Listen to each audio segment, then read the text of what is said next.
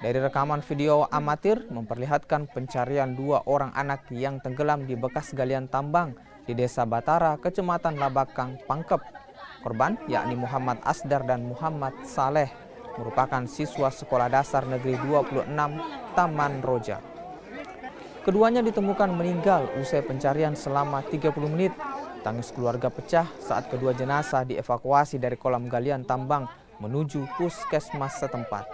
Kejadian ini berawal saat korban bersama 4 rekannya mendatangi lokasi kejadian untuk mandi sepulang mengaji. Naas, kedua korban masuk ke tengah kolam dan tenggelam. Tenggelamnya korban diketahui setelah salah satu rekan korban melapor ke warga setempat. Di lokasi yang datang di rumah berteriak bilang ada orang jatuh di sana, belum kita tahu siapa orangnya. Pergi bermain di situ sambil berenang.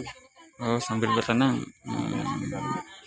Cuma yang berenang semua atau? Berenang semua, cuma yang 4 tinggal di pinggirnya, yang 2 baku ke tengahnya.